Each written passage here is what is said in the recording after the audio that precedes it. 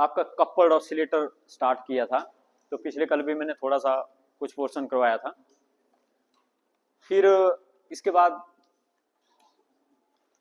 हमने स्टार्ट किया था characteristics of in phase and out of phase mode. Characteristics of in phase and out of phase mode.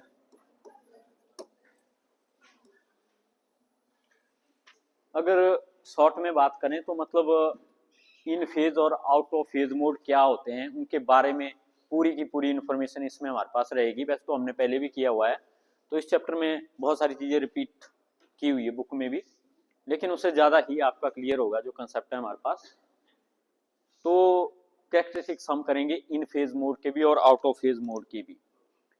तो मैंने discuss किया था कि इन फेज मोड हमारे पास वो होता है जिसमें आपके दोनों ही पेंडुलम फेज में ऑसिलेट होते हैं, एक ही फेज में ऑसिलेट होते हैं और एक ही डायरेक्शन में होते हैं और एक ही एम्पलीट्यूड के साथ होते हैं।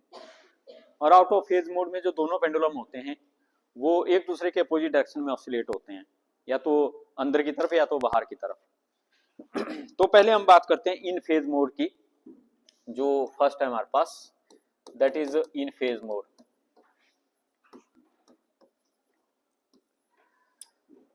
तो इन फेज मोड की हमारे पास जो डिफरेंशियल इक्वेशन होती है वो हमने पढ़ी है d square x by d t square plus omega 1 का square into x equal to 0।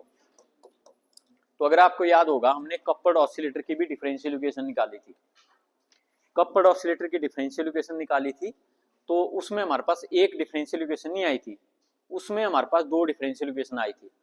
एक हमारे पास ये थी और दूसरी हमारे पास d square y by d t square plus omega 2 का स्क्वायर वाई इक्वल टू 0 हमारे पास आई थी।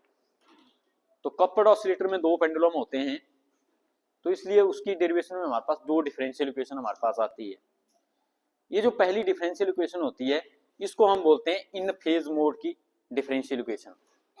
It is the differential equation of in phase mode. और ये जो दूसरी डिफरेंशियल इक्वेशन है हमारे पास ये है आउट ऑफ फेज मोड की डिफरेंशियल इक्वेशन। यहीं से हमारे पास जो है कैपिटल एक्स और कैपिटल वाई आए थे।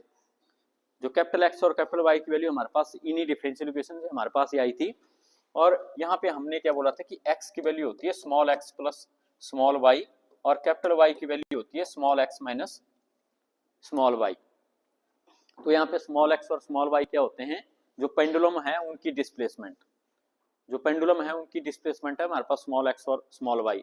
लेकिन कैपिटल एक्स और कैपिटल वाई हमारे पास sum of these displacement and subtraction of these difference of these displacement.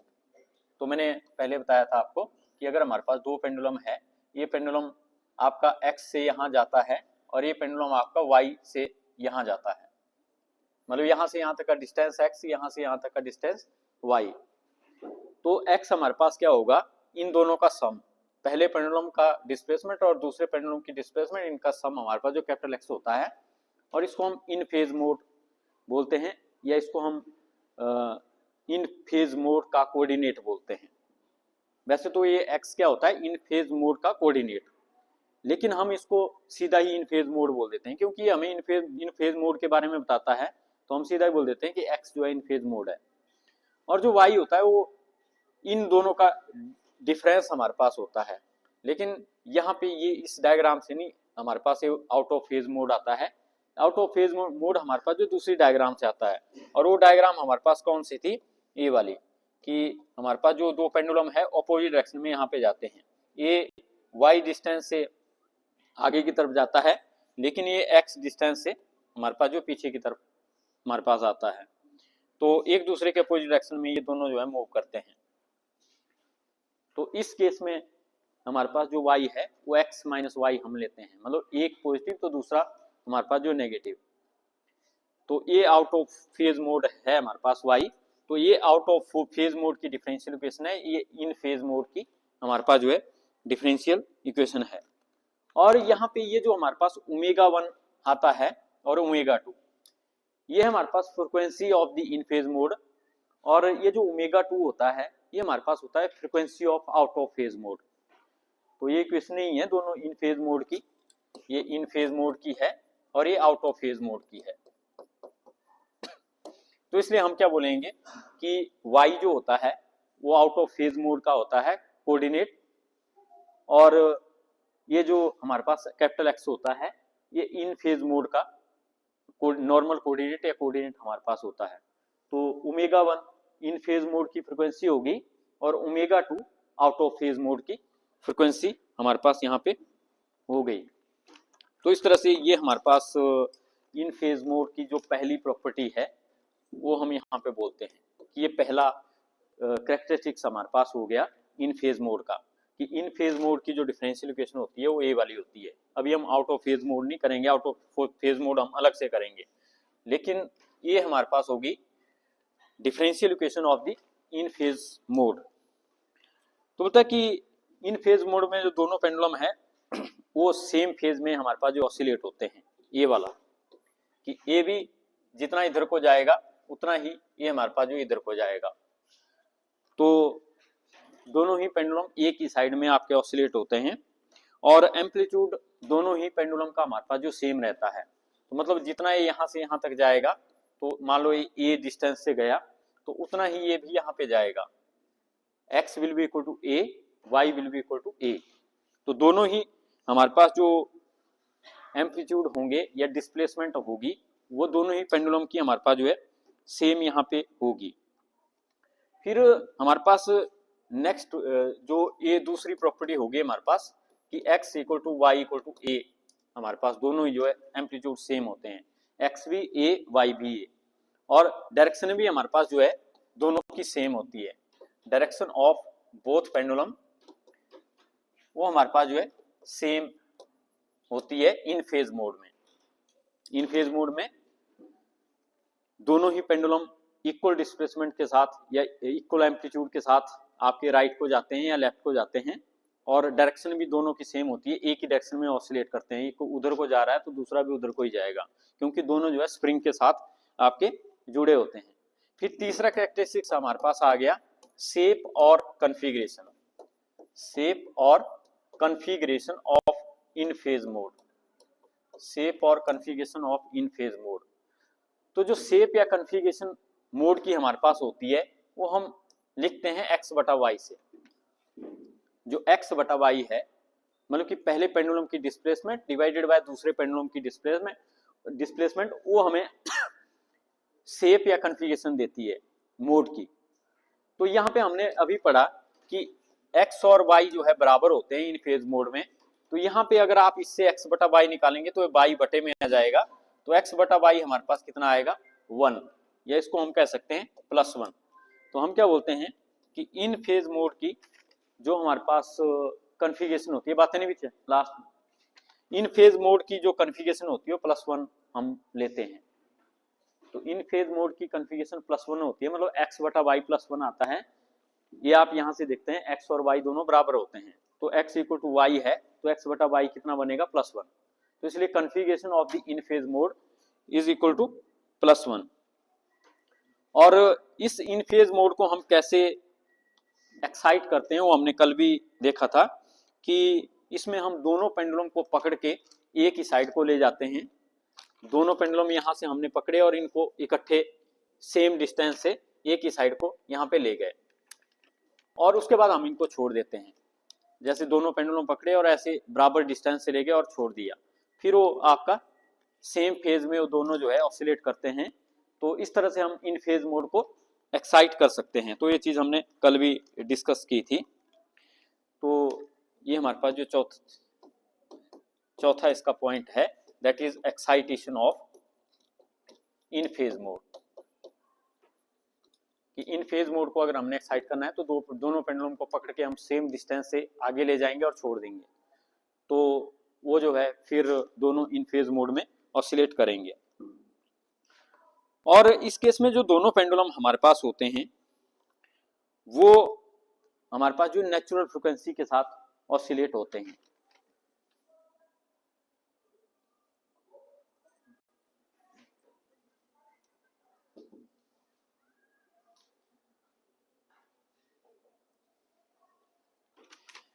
तो जो नेक्स्ट पॉइंट है हमारे पास वो है हमारे पास, जिसको हम आपका 5वां पॉइंट बोल सकते हैं, ई पॉइंट बोल सकते हैं। वो हमारे पास है कि इस केस में जो हमारे पास फ्रिक्वेंसी होती है वो हमारे पास ओमेगा 1 होती है, और वो उतनी होती है जितनी हमारे पास जो है नेचुरल ऑसिलेटर की फ्रिक्वेंसी होती है। तो frequency of the in phase mode is W1। वो आपने डिफरेंशियल इक्वेशन में भी देखा था। पहली जो डिफरेंशियल इक्वेशन थी वहां पे फ्रिक्वेंसी थी ओमेगा 1, वहां पे फ्रिक्वेंसी थी ओमेगा 1, और ओमेगा 1 हमारे पास कितना होता है, अंडरूट ऑफ G/L। तो अंडरूट G/L हमारे पास जो किसी ऑसिलेटर की नेचुरल फ्रिक्वेंसी भी हमारे पास होती है। तो इसलिए हम क्या बोलते हैं कि इन फेज मोड की जो फ्रिक्वेंसी होती है वो हमारे पास अंडरूट G/L हमारे पास होती है। क्यों? क्योंकि जो दोनों ऑसिलेटर हमारे पास होते हैं, जो दोनों ऑसिलेटर होते हैं वो हमारे पास इक्वली एक साथ में एक लय में आपके मूव करते हैं। एक राइट गया तो दूसरा राइट, एक लेफ्ट गया तो दूसरा लेफ्ट, मतलब कि दोनों बिल्कुल इक्वल फ्रिक्वेंसी के साथ ऑसिलेट होते हैं। तो इस केस में जो हमारे पास एग्रीगेट फ्रिक्वेंसी बनती है वो हमारे पास natural frequency of the oscillator ही हमारे पास यहाँ पे बनती है। और इस केस में जो कपलिंग है वो इन्फ्लुएंस नहीं करती मोशन ऑफ द मासेस। जैसा मैंने बोला था कि पेंडुलम के बीच में यहाँ पे आपके स्प्रिंग भी लगा होता है, लेकिन बोलता है यहाँ पे स्प्रिंग का कोई रोल नहीं होता। क्यों? क्योंकि आपने दोनों पेंडुलम पकड़े, एक साइड को ले गए, ये डिस्टेंस से ये डिस्टेंस से आपने छोड़ा, तो ना तो स्प्रिंग आपका कंप्रेस होता है, ना तो स्प्रिंग आपका एक्सटेंड होता है, ना तो एक्सटेंशन होती है ना तो कंप्रेशन हमारे पास स्प्रिंग में होती है। क्यों? क्योंकि इक्वल डिस्टेंस से आप इनको आगे ले जा रहे हैं, तो छोड़ रहे हैं, तो इन पे जो ग्रेविटेशनल फोर्स लग रही है दोनों का मास हमारे पास बराबर होता है। तो दोनों का मास हम बराबर लेते हैं, और जब आप इनको छोड़ते हैं तो ये बराबर ही राइट को आते हैं, बराबर ही लेफ्ट को आते हैं। तो इनके बीच का डिस्टेंस वो वेरी नहीं होता। अगर बीच का डिस्टेंस वेरी होगा तभी स्प्रिंग पे फर्क पड़ेगा, स्प्रिंग तभी एक्सटेंड या कंप्रेस हमारे पास होगा। तो मान लो फॉर एग्जांपल दो गाड़ियां हैं, वो बिल्कुल एक वेलोसिटी के साथ चल रही है, और उनको एक गाड़ी से दूसरी को रस्सी से बांधा हुआ है। अब रस्सी ढीली कब होगी? जब एक गाड़ी आपकी स्लो हो जाएगी, एक मतलब दोनों की वेलोसिटी डिफर करेगी, तभी उनके बीच का वो रस्सा जो है ढीला हो जाएगा। लेकिन जब दोनों गाड़ियां, वो रस्सा टाइट है और दोनों गाड़ियां मान लो 30 किलोमीटर की स्पीड से पर आवर की स्पीड से चल रही है, तो वो रस्सा वैसे का वैसा ही रहेगा टाइट, रस्से के ऊपर कोई फर्क नहीं पड़ेगा। उसी तरह से यहाँ पे स्प्रिंग के ऊपर कोई फर्क नहीं पड़ता है इन फेज मोड में। अगर हम इन फेज मोड में इक्वल डिस्टेंस से दोनों जो मास है उनको आगे ले जाते हैं और छोड़ते हैं, ना तो स्प्रिंग आपका यहाँ पे कंप्रेस होता है, ना तो वो एक्सटेंड हमारे पास होता है। तो इसी वजह से हम बोलते हैं स्प्रिंग का यहाँ पे एक तरह से कोई रोल नहीं होता इन फेज मोड में। तो इस केस में हमारे पास जो फ्रिक्वेंसी होती है वो ऑसिलेटर की नेचुरल फ्रिक्वेंसी होती है। जैसे एक सिंगल हमारे पास ऑसिलेटर होता है, उसकी जितनी फ्रिक्वेंसी होती है उतनी ही हमारे पास इन फेज मोड की भी यहाँ पे फ्रिक्वेंसी होती है। और नेक्स्ट है हमारे पास जो इन फेज मोड में इन फेज मोड की डिफरेंशियल इक्वेशन होती है। तो अभी मैंने देखा कि हमारे पास d² x by dt square plus omega 1 square x equal to 0 हमारे पास जो इन फेज मोड की डिफरेंशियल इक्वेशन होती है। तो इसका हमने सॉल्यूशन भी पहले फाइंड आउट किया हुआ है। तो जितने भी हमारे पास ऑसिलेटर थे उनकी हमने पहले डिफरेंशियल इक्वेशन निकाली, उसका हमने सॉल्यूशन निकाला। तो यहाँ भी इसका हमने सॉल्यूशन निकाला था, और इसका सॉल्यूशन हमारे पास क्या था, x equal to 2a cos of omega 1t minus of phi 1। ये हमने इस डिफरेंशियल इक्वेशन का सॉल्यूशन निकाला था। और यहाँ पे इसको हम कई बार इस तरह से भी लिख सकते हैं, x equal to x naught cos of omega 1t minus of phi 1। तो यहाँ पे हम क्या बोल देते हैं कि x नॉट जो है वो हमारे पास जो है 2a के बराबर है। और यहाँ पे अगर हम a की वैल्यू निकालनी है तो हम क्या करते हैं, x नॉट बटा 2 कर लेते हैं। a की वैल्यू निकालनी है तो इस 2 को हम x नॉट के बटे में यहाँ पे ले जाते हैं। तो a की वैल्यू हमारे पास जो x नॉट की हाफ हम बोल सकते हैं। तो यहाँ पे बोलता है कि ये जो x नॉट होती है ये हमारे पास एक प्योरली मैथमेटिकल क्वांटिटी होती है। तो ये हमारे पास एक मैथमेटिकल क्वांटिटी होती है और फिजिकली हम इसको ऑब्जर्व नहीं कर सकते। तो फिजिकली अगर हमने इसको ऑब्जर्व करना है तो फिजिकली ऑब्जर्व करने का मतलब कि it is 2 time that of the a, x naught is 2 time that of the a को तो आप ऑब्जर्व कर लेते हैं, ए को तो आप ऑब्जर्व कर लेते हैं कि ये इतना डिस्टेंस से आगे गया, तो दूसरा भी आपका ये डिस्टेंस से आगे गया, वो सम करके हमारे पास आता है x naught equal to 2a, sum करके हमारे पास आता है। तो एक साथ में आप ऑब्जर्व नहीं कर सकते कितना आगे गया, ए प्लस ए, एक पेंडुलम आपका यहाँ ए आगे जा रहा है, ये भी आपका ए आगे जा रहा है, तो 2a से आगे जा रहा है, पर आप इस चीज को देख नहीं सकते। ए को तो आप देख सकते हैं कि ए इतने डिस्टेंस से आगे जा रहा है एक को, लेकिन जब आप दोनों को इकट्ठा देखते हैं तो हम बोल सकते हैं कि इट इज 2a मैथमेटिकली। तो 2a is mathematically can be observed but physically can not be observed, इसलिए हम एक्स नॉट को एक मैथमेटिकल क्वांटिटी बोलते हैं कि हमारे पास यहाँ पे एक मैथमेटिकल क्वांटिटी है। और नेक्स्ट हमारे पास जो कैरेक्टरिस्टिक्स है वो हमारे पास क्या है कि both pendulum pass through mean और extreme position simultaneously, both pendulum pass through mean position और एक्सट्रीम पोजीशंस साइमल्टेनियसली। तो जो दोनों ही पेंडुलम होते हैं वो इकट्ठे ही एक साथ में एक्सट्रीम पोजीशन पे पहुंचते हैं और मीन पोजीशन पे इकट्ठे पहुंचते हैं। इसका क्या मतलब है कि आपने इसको भी खींचा और यहाँ मैक्सिमम तक ले गए, इसको खींचा इसको मैक्सिमम तक ले गए, फिर जब आप इनको छोड़ेंगे तो ये बीच में इकट्ठे ही पहुंचेंगे दोनों, और लेफ्ट साइड में जाएंगे तो ये भी लेफ्ट साइड में इकट्ठा ही जाएगा और ये भी लेफ्ट साइड में इकट्ठा जाएगा, क्योंकि आप इनको एक साथ ले जा रहे हैं और एक साथ छोड़ रहे हैं। तो मतलब एक जब एक्सट्रीम पे पहुंचेगा, एक्सट्रीम पोजीशन क्या होती है ये वाली, ये होती है मीन पोजीशन, ये इसकी मीन पोजीशन है, ये इसकी एक्सट्रीम पोजीशन है। तो जैसे आप इसको मीन से एक्सट्रीम पे ले जाएंगे और इसको भी मीन से एक्सट्रीम पे ले जाएंगे और छोड़ेंगे, तो जब ये छूटेगा तो ये भी मीन पोजीशन पे उसी टाइम पहुंचेगा जब ये यहाँ पे पहुंचेगा, तो दोनों एक साथ में ही अपनी मीन पोजीशन पे भी पहुंचेंगे और अपनी एक्सट्रीम पोजीशन पे भी एक साथ ही पहुंचेंगे, क्योंकि दोनों एक ही फेज के साथ ऑसिलेट हो रहे हैं। जैसे ये आपके गए तो ए भी एक्सट्रीम पे, ए भी एक्सट्रीम पे, जब आए ए भी मीन पे, ए भी मीन पे। तो यही यहाँ पे है कि जो दोनों पेंडुलम होते हैं इन फेज मोड के केस में अपनी मीन पोजीशन और एक्सट्रीम पोजीशन पे एक साथ ही वहां पे ये पहुंचते हैं हमारे पास। तो इस तरह से ये कुछ कैरेक्टरिस्टिक्स है जो इन फेज मोड के थे हमारे पास। अब इसके बाद हम करेंगे characteristics of out of phase mode.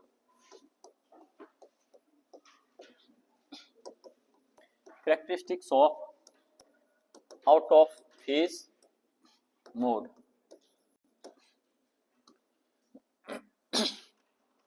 अब जैसा हमने पहले डिस्कस किया था कि इन फेज मोड की डिफरेंशियल इक्वेशन होती है, तो आउट ऑफ फेज मोड की भी डिफरेंशियल इक्वेशन होती है, जो कि अभी मैंने बताया कि d square x by d t square और plus omega 2 square into y equal to 0। ये होती है हमारे पास differential equation of out of phase mode. तो यहां से हमें पता चलता है कि आउट ऑफ फेज मोड के केस में जो नॉर्मल कोऑर्डिनेट हमारे पास होता है वाई कोऑर्डिनेट, कैपिटल वाई। और ये जो कैपिटल वाई होता है ये अभी मैंने बताया कि स्मॉल एक्स माइनस वाई हमारे पास होता है, और ओमेगा 2 यहाँ पे हमारे पास जो है आउट ऑफ फेज मोड की फ्रीक्वेंसी होती है। और जैसा मैंने कल भी डिस्कस किया था कि एक टाइम पे एक ही मोड होता है, मतलब एक ही तरीका होता है किसी काम को करने का, कि आप एक टाइम पे किसी काम को कर रहे हैं आप उसको एक ही तरीके से करते हैं, ऐसा नहीं कि इकट्ठे ही आप उसको दो तरीके से कर सकते हैं। ऐसे तो आप क्या करते हैं कि एक बारी में एक तरीके से कर लिया, जैसे आप मैथ की प्रॉब्लम सॉल्व करते हैं एक बारी में एक तरीके से कर ली, फिर दूसरी बारी में दूसरे तरीके से कर ली, ऐसे कर लेते हैं। लेकिन आप ये नहीं कर सकते एक हाथ से आप एक तरीके से कर रहे हैं, दूसरे हाथ से आप दूसरे तरीके से कर रहे हैं, लेकिन एक साथ में। मोड का मतलब होता है तरीका। तो हम क्या बोलते हैं कि अगर कोई ऑसिलेटर एक्स मोड के साथ ऑसिलेट हो रहा है तो वाई मोड के साथ ऑसिलेट नहीं होगा, आप उसको वाई मोड के साथ ऑसिलेट नहीं कर सकते। तो एक्स मोड हम ले रहे हैं किसी ऑसिलेटर का, उसका मतलब क्या हुआ एक्स मोड का, जो मैंने अभी बात की कि ऑसिलेटर आप एक इधर को ले गए एक इधर को ले गए, ये हो गया एक्स मोड। एक्स मोड में हम क्या करते हैं कि दोनों ऑसिलेटर को एक साथ में एक्सट्रीम पे ले जाते हैं और छोड़ते हैं, ये होता है इन फेज मोड या एक्स मोड। लेकिन आप ऐसा नहीं कर सकते कि आप इन फेज मोड भी चलाया, आउट ऑफ फेज मोड भी चलाया। आउट ऑफ फेज मोड क्या होता है कि दोनों ऑसिलेटर, एक राइट को एक लेफ्ट को, इकट्ठा आप इस काम को नहीं कर सकते। आपने प्रैक्टिकल किया था, पहले आपने क्या किया था, इन फेज मोड, फिर आपने उसके बाद क्या किया था, आउट ऑफ फेज मोड। लेकिन ऐसा पॉसिबल नहीं है कि हम दोनों मोड इकट्ठे करें। तो जो तरीका है वो हम एक बारी में एक ही कर सकते हैं तरीका। तो यहाँ पे अगर इन फेज मोड को हम करते हैं तो इसका मतलब आउट ऑफ फेज मोड हमारा नहीं होता, तो आउट ऑफ फेज मोड को हम वहां पे 0 लेते हैं। अगर आप एक्स मोड ले रहे हैं तो वाई मोड आपको 0 लेना पड़ेगा, मतलब वाई मोड आपका अब्सेंट होता है। अगर आप वाई मोड ले रहे हैं तो एक्स मोड आपका उस केस में अब्सेंट होता है। तो ये हम फिजिकली भी इसको सोच सकते हैं कि जो मोड हमने लेना है तो दूसरे को हमने नहीं लेना है, मतलब वो 0 होगा। अगर हमने वाई मोड लेना है तो एक्स मोड उस केस में 0 होगा। तो इसका मतलब क्या हुआ कि एक्स मोड हमारा क्या होता है, एक्स मोड हमारे पास होता है जिसमें वाई 0 होता है, और वाई मोड हमारे पास क्या होता है जिसमें एक्स 0 होता है। तो इसको आप देख सकते हैं कि जिसमें y 0 होता है मतलब x माइनस वाई जो है 0 होता है। हम इस इक्वेशन से ले रहे हैं, x मोड वो मोड होता है जिसमें y 0 होता है और y की वैल्यू कितनी होती है, x माइनस वाई। तो इसका मतलब क्या हुआ कि इस केस में x और y दोनों बराबर होते हैं। वो हमने देखा भी है कि आप a डिस्टेंस से x को भी आगे, पहले पेंडुलम को भी ले जाते हैं, उसको हम x बोलते हैं, और दूसरे पेंडुलम को भी हम सेम a डिस्टेंस से ले जाते हैं। इसलिए दोनों की जो डिस्प्लेसमेंट होती है, दोनों ही पेंडुलम की, वो डिस्प्लेसमेंट बराबर होती है। वो हमने देखा हुआ है ये हमारे पास कि अगर a x equal to a है तो a भी हम y इक्वल टू a लेते हैं। ये हमारे पास मैथमेटिकली अगर हमने इसको देखना है तो हम क्या बोलते हैं कि x मोड के केस में y 0 होता है, मतलब x माइनस वाई 0 होता है। उसका मतलब क्या हुआ कि x इक्वल टू वाई होता है, मतलब x भी a होगा, y भी a होगा। तो मैथमेटिकली भी हम इसको देखते हैं और फिजिकली भी हम इसको देख रहे हैं यहाँ पे। लेकिन अगर हम वाई मोड की बात करेंगे कि वाई मोड होता है जिसमें x 0 होता है, इसका मतलब क्या हुआ कि जब x 0 होगा और x की वैल्यू होती है x प्लस वाई, और x प्लस वाई 0 होगा तो x कितना होगा, माइनस वाई। मतलब क्या हुआ इसका कि x और y होंगे तो बराबर, लेकिन x और y की डायरेक्शन अपोजिट होगी, x और y की डायरेक्शन अपोजिट होगी। तो ये हमारे पास ए वाला केस है कि x इधर को हमारे पास आ गया माइनस ए और y इधर को आ गया हमारे पास प्लस ए। तो ये हमारे pass out of phase mode है। तो ये हमें मैथमेटिकली भी यहां से मिल जाता है, इस पोर्शन से। मैथमेटिकली अगर देखते हैं तो हम इस तरह से देख सकते हैं दोनों ही मोड को। एक्स मोड वो मोड होता है जिसमें वाई नहीं होता, और वाई नहीं होगा तो एक्स और वाई दोनों बराबर होंगे। और वाई मोड होता है जिसमें एक्स नहीं होता, एक्स जिसमें नहीं होगा मतलब एक्स प्लस वाई 0 होगा तो x will be equal to minus y. मतलब वो मोड होता है वाई मोड जिसमें एक्स और वाई बराबर होते हैं लेकिन एक दूसरे के अपोजिट होते हैं। वो हम यहाँ पे भी देख रहे हैं कि एक्स माइनस ये है और वाई प्लस ये है। आपको पता है कि इक्विलिब्रियम से लेफ्ट की तरफ हम माइनस लेते हैं और इक्विलिब्रियम से राइट की तरफ हम प्लस लेते हैं। तो इस तरह से भी आप मैथमेटिकली याद रख सकते हैं इस चीज को कि हमारे पास इन फेज मोड और आउट ऑफ फेज मोड हमारे पास जो है क्या होते हैं। तो ये हमारे पास जो है इसका जो पहला कैरेक्टरिस्टिक्स था। फिर इसके बाद हमारे पास अगर हम देखें तो आउट ऑफ फेज मोड में दोनों जो मासेज होते हैं वो एक दूसरे के अपोजिट डायरेक्शन में हमारे पास जो है मूव होते हैं। इसका मतलब क्या हुआ कि दोनों के बीच में जो फेज एंगल होगा वो आपका पाई होता है। तो हम क्या बोल सकते हैं कि phase angle between two masses और पेंडुलम इज 180 डिग्री और पाई। एक राइट को जा रहा है तो दूसरा लेफ्ट को जा रहा है, उसका मतलब दोनों के बीच में एंगल कितना हुआ, 180 या पाई। तो एक राइट को जाता है एक लेफ्ट को जाता है तो एंगल यहाँ पे 180 डिग्री आपका होगा। तो इसलिए हम क्या बोलते हैं कि phase between the two masses और between the two pendulum in case of out of phase mode is 180 degree. लेकिन इन फेज मोड में फेज कितना होता है, 0, क्योंकि दोनों सेम डायरेक्शन में जा रहे हैं, ए भी इधर को ए भी इधर को, तो दोनों के बीच में फेज एंगल हमारे पास इन फेज मोड के केस में 0 होता है, लेकिन आउट ऑफ फेज मोड के केस में ये हमारे पास जो 180 डिग्री फेज हमारे पास होता है। और आउट ऑफ फेज मोड को हम एक्साइट कैसे करते हैं कि दोनों पेंडुलम पकड़ के एक राइट को ए ले गए, एक लेफ्ट को ए ले गए, तो इस तरह से हम कि आउट ऑफ फेज मोड को एक्साइट कर सकते हैं कि दो पेंडुलम आपके रेस्ट में हैं, यहाँ पे मान लो पेंडुलम रेस्ट में है, एक को पकड़ के आपने ए डिस्टेंस से लेफ्ट को ले जाना है, एक को पकड़ के आपने ए डिस्टेंस से राइट को ले जाना है, तो इधर को जो डिस्टेंस आएगा वो माइनस ए आएगा, इधर को जो डिस्टेंस आएगा वो प्लस ए आएगा। तो इस तरह से हम आउट ऑफ फेज मोड को एक्साइट कर सकते हैं या देख सकते हैं। और फिर हम बात करते हैं शेप और कॉन्फ़िगरेशन। तो नेक्स्ट हमारे पास जो है जो कि दूसरा है पॉइंट, शेप और configuration of out of phase mode. Out of phase mode की शेप या कॉन्फ़िगरेशन क्या होती है, तो अभी मैंने बताया था कि हमें जो x बटा वाई है वो हमें शेप या कॉन्फ़िगरेशन देता है। शेप हम निकालते हैं x बटा वाई से, और अभी हमने देखा कि आउट ऑफ फेज मोड में x equal to minus y होता है, तो x बटा वाई आप निकाल सकते हैं, x बटा वाई कितना होगा, -1। तो इसलिए हम क्या बोलते हैं कि शेप और configuration of out of phase mode is -1।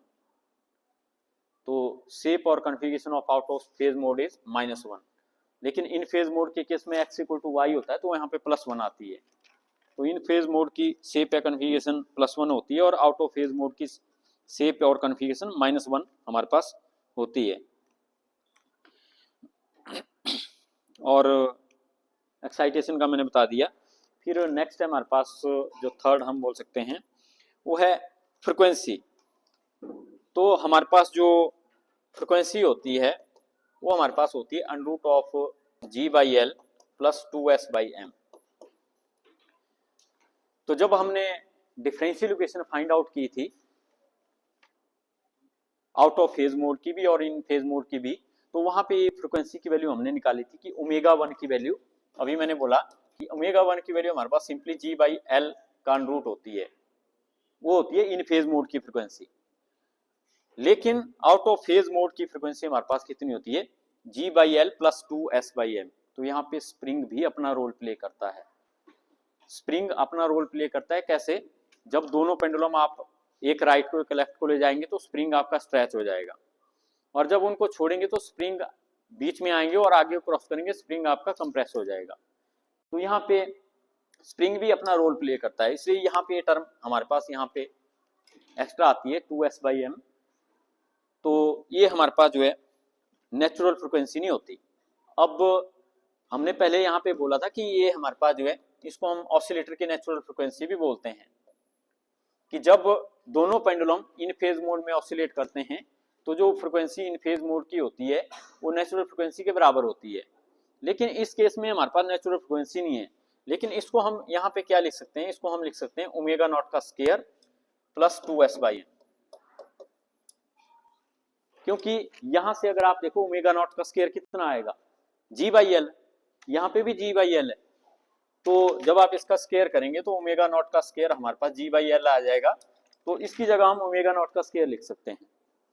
तो इसलिए हम क्या बोलते हैं कि ω2 जो होता है, मतलब आउट ऑफ फेज मोड की जो फ्रिक्वेंसी होती है वो ω0² / 2s/m हमारे पास होती है। तो होता है which is greater then that of the natural frequency of the oscillator.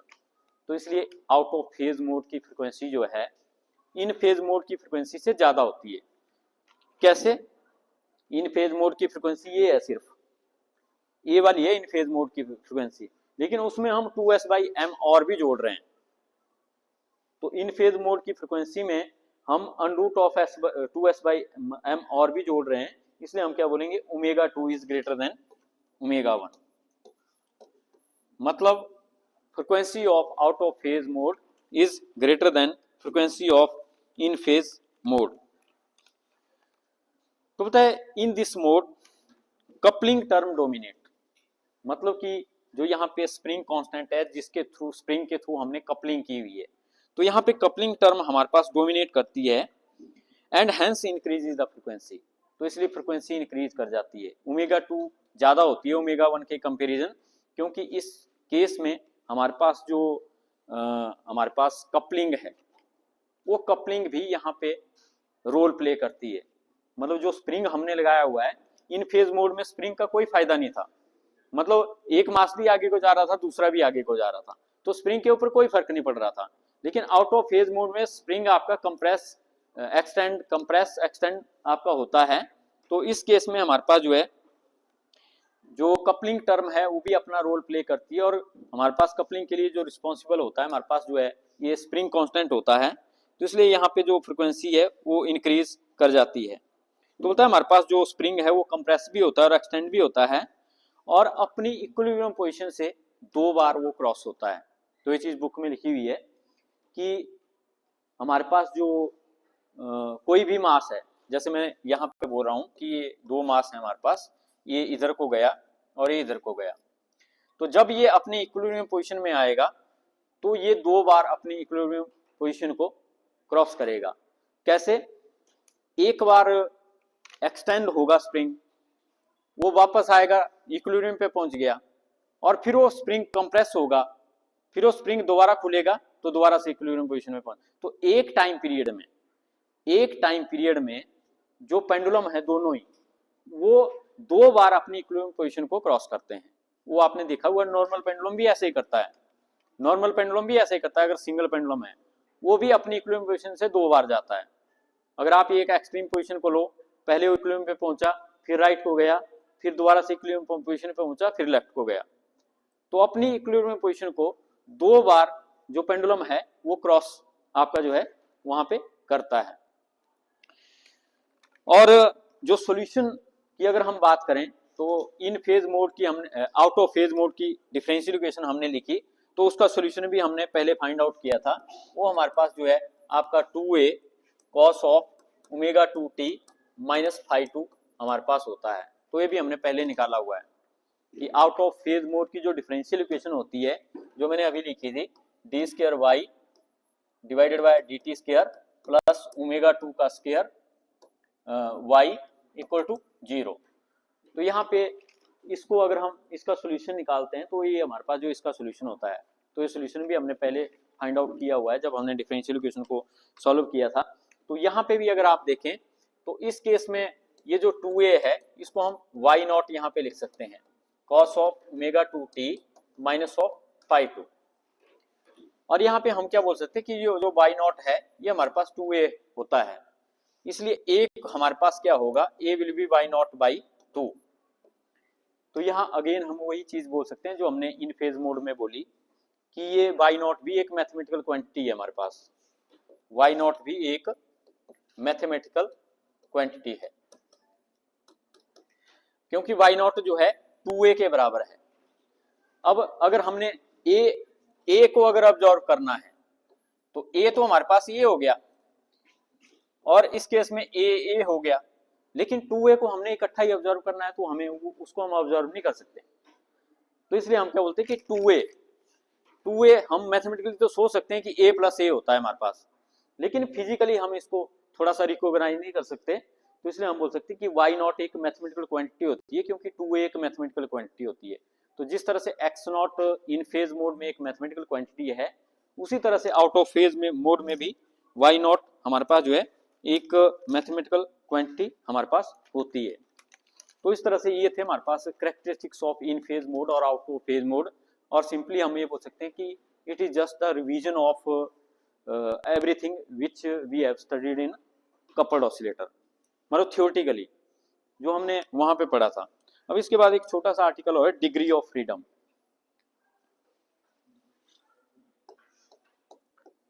Degrees of freedom,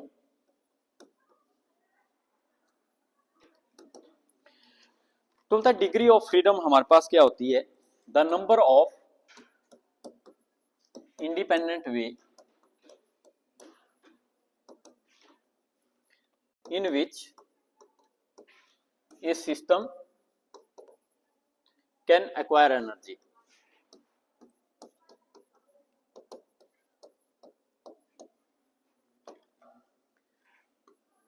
हमारे पास अगर कोई सिस्टम है वो कितने वे में एनर्जी एक्वायर कर सकता है, किस किस तरह से वो एनर्जी एक्वायर कर सकता है, तो जितने पॉसिबल वेज होते हैं उनको हम डिग्री ऑफ फ्रीडम बोल देते हैं कि वो कितने पॉसिबल वे में एनर्जी को एक्वायर कर सकता है, उसको हम डिग्री ऑफ फ्रीडम सिंपली यहाँ पे बोल देते हैं। तो अगर हम यहाँ पे अगर मैं इसका एग्जांपल दूं तो हमारे पास एक सिंपल पेंडुलम होता है, तो इसकी 2 डिग्रीज ऑफ फ्रीडम होती है। तो इस केस में हम क्या बोलेंगे कि degrees of freedom in this case is 2। और आपको पता है जो सिंपल पेंडुलम होता है अगर आप इसको ऑसिलेट करते हैं तो ये 2 तरह की एनर्जी एक्वायर करता है, एक काइनेटिक एनर्जी, एक पोटेंशियल एनर्जी। मतलब जब ये रेस्ट में है तो इसकी पोटेंशियल एनर्जी होती है और जब ये मूव करता है तो इसकी काइनेटिक एनर्जी होती है।